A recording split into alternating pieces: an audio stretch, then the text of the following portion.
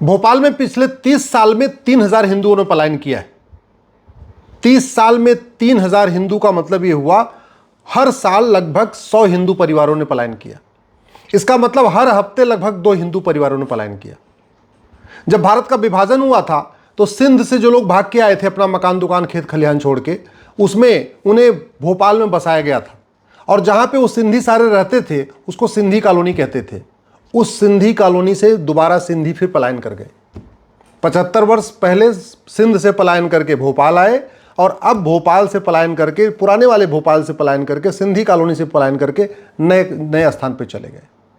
और ये पलायन केवल भोपाल में नहीं हो रहा है, ये पलायन उत्तर प्रदेश में भी हो रहा है, बिहार में भी हो रहा है, बंगाल का तो कुछ कहना ही नहीं है, केरल का तो कुछ कहना ही नहीं है, झारखंड के बारे में कुछ कहना ही नहीं है, उड़ीसा में भी हो रहा है। ऐसा कौन सा जिला है जहां पे ये बहुत तेजी के साथ डेमोग्राफी नहीं बदल रही है? मैं पिछली कई बार कह चुका हूं, 1000 बेटियां पर डे लफ्ज़ का शिकार हो रही हैं, 10,000 हिंदुओं का प्रतिदिन धर्मांतरण हो रहा है, 6 करोड़ घुसपैठी आ चुके हैं, ड्रग्स जिहाद बहुत तेजी के साथ चल रहा है, जनसंख्या जिहाद बहुत तेजी के साथ चल रहा है।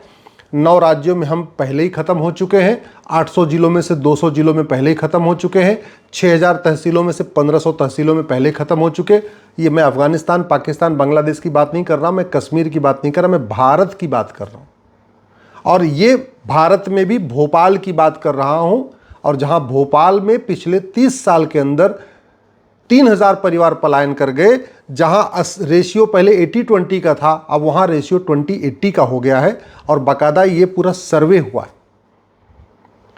सवाल ये है कि समस्या क्या है? क्यों पलायन कर रहे हैं हिंदू? क्यों अफगानिस्तान में हिंदू खत्म हुए? क्यों पाकिस्तान में हिंदू खत्म हुए? क्यों बांग्लादेश में हिंदू खत्म हो रहे हैं? क्यों मेघालय में हिंदू खत्म हुए? क्यों मिजोरम में हिंदू खत्म हुए? क्यों नागालैंड में हिंदू खत्म हुए? क्यों कश्मीर में हिंदू खत्म हुए? क्यों उत्तर प्रदेश के कैराना में हिंदू खत्म हुए? इस पे न चिंतन हो रहा है, न गंभीरता के साथ विचार हो रहा है, और अभी भी केवल और केवल सतही बातें हो रही हैं। अगर ये जो पलायन चल रहा है इसको नहीं रोका तो 25 साल के बाद स्थितियां बहुत भयानक होंगी। न हम भगवान श्री राम की नीति भय बिन होए न प्रीति को लागू कर पाए, न भगवान कृष्ण की नीति सठे साठ्यम समाचरित उसको लागू कर पाए। आज तक हमने हेट स्पीच डिफाइन ही नहीं किया कि हेट स्पीच होता क्या है। किताबों में हेट स्पीच भरी हुई है, लाउड स्पीकर से हेट स्पीच दी जा रही है, और वो सब इसलिए चल रहा है क्योंकि हमने किसी कानून में हेट स्पीच को डिफाइन नहीं किया। 75 साल बीत चुके हैं, एक छोटा सा हम नहीं काम कर पाए। हमने आज तक माइनॉरिटी को नहीं डिफाइन किया कि माइनॉरिटी कौन होगा, माइनॉरिटी की पहचान राष्ट्रीय स्तर पे होगी कि राज्य स्तर पे होगी कि जिले स्तर पे होगी। आज तक हम एक फॉर्मूला नहीं बना पाए कि कितने % वाला माइनॉरिटी होगा। 1% वाला माइनॉरिटी होगा, 0.5% वाला माइनॉरिटी होगा। आज तक हम ये भी नहीं कर पाए कि अगर राष्ट्रीय स्तर पर माइनॉरिटी देखेंगे तो 1% से कम वाले को माइनॉरिटी मानेंगे या 1 करोड़ से कम वाले को माइनॉरिटी मानेंगे। 2 करोड़ 3 करोड़ की जनसंख्या तो माइनॉरिटी नहीं हो सकती ना। ऑस्ट्रेलिया की जनसंख्या 2.5 करोड़ है। दुनिया के करीब 150 ऐसे देश हैं जिनकी जनसंख्या 1 करोड़ से कम है। उनको फिर माइनॉरिटी, जो 1 करोड़ से ज़्यादा, उसको माइनॉरिटी कैसे कह सकते हैं भारत में? फिर माइनॉरिटी में विदेशी पंथ वाला माइनॉरिटी होगा कि भारत के अंदर जो पंथ बने वो माइनॉरिटी होगा? इस पे हमने कभी चर्चा ही नहीं किया। घर वापसी के लिए कोई गंभीर प्रयास नहीं हुआ।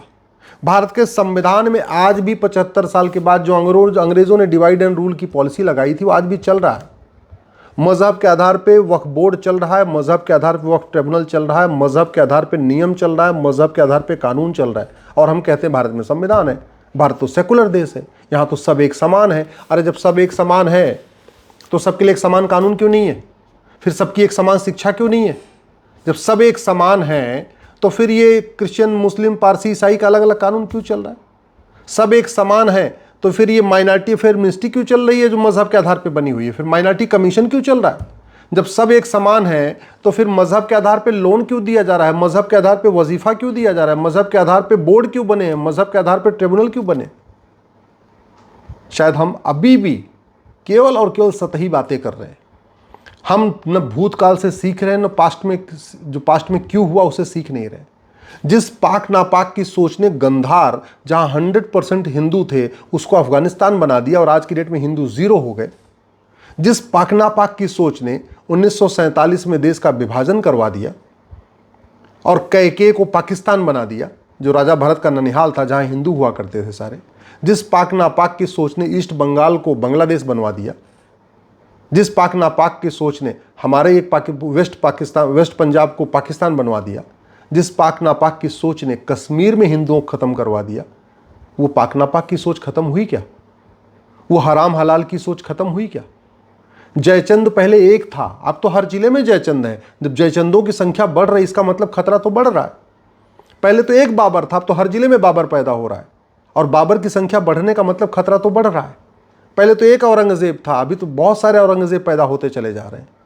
इसका मतलब खतरा घट नहीं रहा, खतरा बढ़ रहा है। 500 साल के शासन में मुगलों ने 1000 मदरसा खोला था। आज की डेट में संविधान लागू होने के बाद 3 लाख मदरसे खुल गए, और जिस आर्टिकल 30 के नाम पे मदरसा चल रहा है, वो आर्टिकल 30 मदरसा खोलने की इजाजत ही नहीं देता। आर्टिकल 30 कहता है एजुकेशन इंस्टीट्यूशन खोलेंगे, यानी जो भारत में अल्पसंख्यक हैं, भाषाई अल्पसंख्यक हैं या मजहबी अल्पसंख्यक हैं, उनको भी ये अधिकार होगा कि वो स्कूल कॉलेज खोल सकें, इंटर कॉलेज खोल सकें, मेडिकल कॉलेज खोल सकें, लॉ कॉलेज खोल सकें, बीएड कॉलेज खोल सकें, इंजीनियरिंग कॉलेज खोल सकें। मदरसा खोलने का थोड़ी।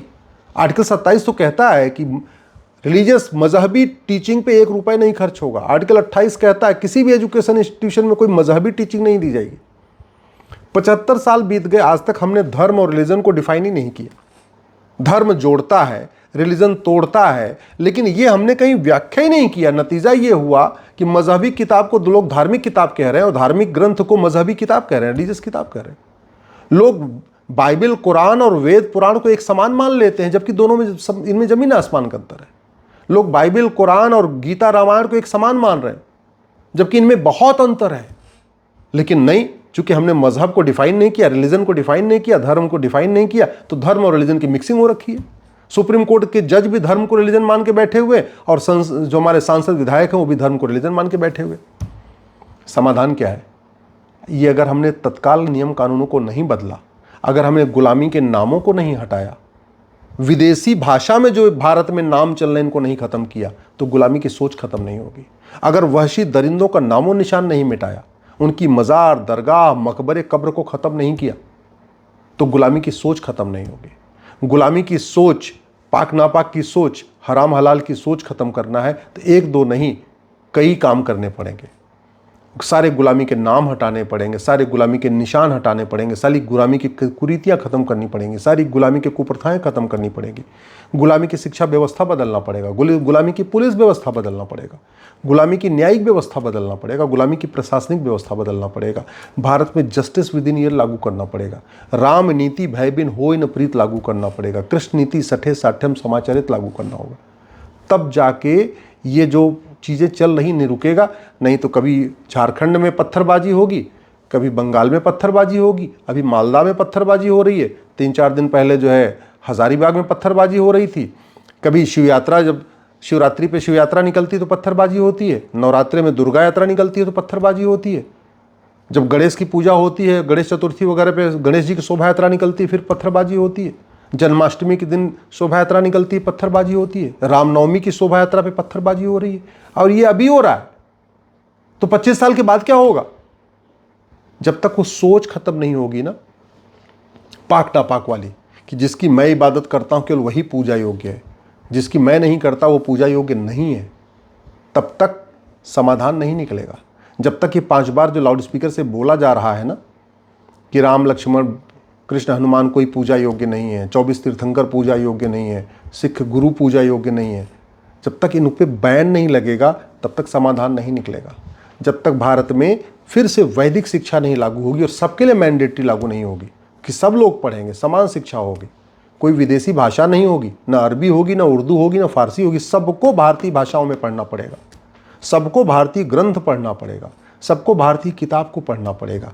और सबसे इम्पॉर्टेंट, जब तक घर वापसी के लिए सरकार विशेष अभियान नहीं शुरू करेगी, लफ्ज़ जिहाद रोकने के लिए कानून बनाना पड़ेगा, ड्रग्स जिहाद रोकने के लिए कानून बनाना पड़ेगा, घुसपैठ जिहाद रोकने के लिए कानून बनाना पड़ेगा, अश्लीलता रोकने के लिए कानून बनाना पड़ेगा, धर्मांतरण रोकने के लिए कानून बनाना पड़ेगा, लेकिन कानून बना के घर वापसी को प्रमोट करना पड़ेगा। बीमारी जैसे आती वैसे ही जाती है, जिधर से बीमारी आती उधर से ही बीमारी जाती है। भारत में धर्मांतरण तलवार के दम पे कराया था, शासकों ने कराया था, तो घर वापसी भी सरकार को भी कराना पड़ेगा, शासकों को ही कराना पड़ेगा। भारत में जो धर्मांतरण हुआ था जजिया न देने के कारण हुआ था, पैसा नहीं दे पा रहे थे, तो घर वापसी कराने के लिए भी कुछ स्कीम लाना पड़ेगा कि भाई जो आदमी घर वापसी करेगा उसको मकान मिलेगा, उसको नौकरी मिलेगी, उसको रिजर्वेशन मिलेगा, ऐसी स्कीम लाना पड़ेगा। और घर वापसी इसलिए ज़रूरी है क्योंकि घर वापसी से संविधान मजबूत होगा, लोकतंत्र मजबूत होगा, देश की एकता अखंडता मजबूत होगी, बहुत सारी कुरीतियाँ अपने आप खत्म हो जाएंगी घर वापसी के बाद, बहुत सारी कुप्रथाएँ खत्म हो जाएंगी, घर वापसी से पत्थरबाजी बंद होगी, घर वापसी से भाईचारा बढ़ेगा। तो इसलिए घर वापसी कराना ये केवल समाज का कार्य नहीं, इस सरकार का कार्य है। सरकार को भी इसके लिए विशेष अभियान शुरू करना पड़ेगा, विशेष स्कीम्स लॉन्च करना पड़ेगा, मकान देना पड़ेगा, नौकरी देनी पड़ेगी, कुछ पैसा देना पड़ेगा, लेकिन घर वापसी के लिए एक विशेष अभियान लॉन्च करना ही पड़ेगा।